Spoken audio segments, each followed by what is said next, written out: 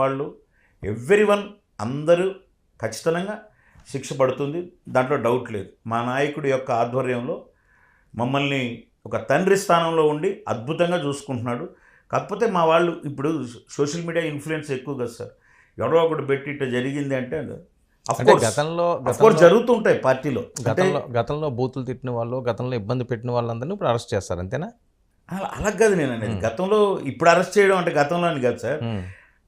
వెంటాడి వేటాడి మమ్మల్ని దాడులు చేసి, అంటే వాళ్ళ ఇష్టం దానికి ఇంకా లేకుండా మేము పోయి కనీసం ఒక 10 సార్లు 20 సార్లు స్టేషన్లకు వెళ్ళి ఉంటాం. ఒక్క కేసు రిజిస్టర్ చేయకుండా కేవలం నామమాత్రం పేపర్లాగా ఆడు తీసుకొని పట్టించుకోకుండా ఉన్నప్పుడు ఇప్పుడు దానికి న్యాయం కోరడంలో తప్పులేదు కదా సార్. మీరు మాత్రం ఏమైనా తక్కువ తిన్నారా? చెప్పండి. కాదు, మీరు మాత్రం ఏమీ తిట్టకుండా ఎవరిని అంటే ఇప్పుడు మంచిగా మాట్లాడి గౌరవంగా మాట్లాడి. చాలా మంచి ప్రశ్న అడిగారు సార్. జనసేన పార్టీలో జనసేన అధ్యక్షుడి ఆశయమే ధ్యేయం అని, అధ్యక్షుడి నిర్ణయం శిరోధార్యం అని బ్రతికే, అంటే జనసేన ఒక కొత్త అయితే జనసేన పార్టీని అడ్డపెట్టుకొని మనం ఏదో చేసుకుందాం అని చెప్పేవాళ్ళు కొంతమంది. బోత్ ఆర్ నాట్ సేమ్, ఒక డైలాగ్ అన్నట్టు. ఇప్పుడు ఎట్టుంటుందంటే లైన్ దాటొద్దు అని అధిష్టానం ఒక మాట ఇచ్చింది సార్.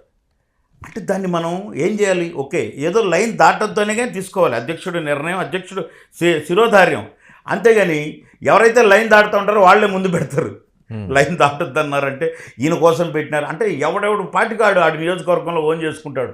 ఆడికి ఎవరు పట్టలేదో వాడి కోసం పెట్టారు, ఇది ఈయన కోసం పెట్టారు అని చెప్పి వాళ్ళే సోషల్ మీడియాలో చేస్తుంటారు. బట్ కానీ ఆ పార్టీ మాత్రం ఒక సదుద్దేశంతో ఎవరో ఎక్కడో ఏదో జరుగుతూ ఉంది, వాళ్ళకు ఒక లైన్ వెళ్ళాలి. నిజంగా అయితే వెళ్తుంది కదా సార్.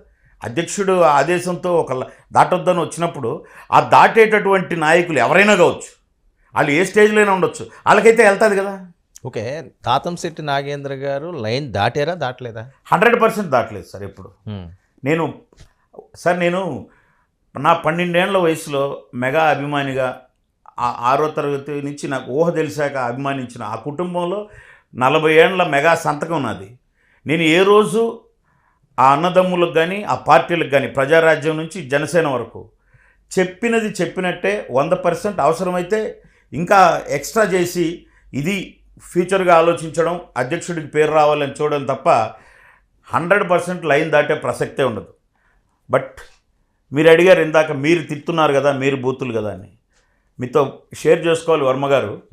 అంటే ఏం లేదండి, ఇప్పుడు అసలు ఇది వినిపించడానికి కానీ వినడానికి కానీ చాలా అసహ్యంగా, చాలా అసభ్యంగా ఉంది. మీ వీడియో ఒకటి వైరల్ అవుతున్నది గత కొన్ని రోజుల నుంచి. ఓకే, డెఫినెట్గా ఎప్పుడు అది వీడియో అసలు ఏంటి, దాని సారాంశం చెప్తాను సార్. ఇప్పుడు నేనేం చెప్తున్నానంటే ఆ వీడియో గురించి, నేను అందరి మాదిరి లేదా వేరే పార్టీల వాళ్ళ మాదిరి క్లబ్ చేసినారు, దాన్ని ఫేక్, నాది కాదు, ఆ వీడియోలో ఉండేది నేను కాదు, క్వశ్చనే లేదు. 100% నేనే సార్.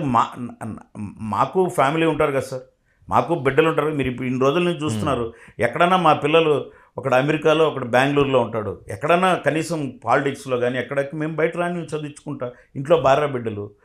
ఒకసారి జగన్మోహన్ రెడ్డి గారు మా నాయకుడి యొక్క ఫ్యామిలీ పైన మాట్లాడి దారుణ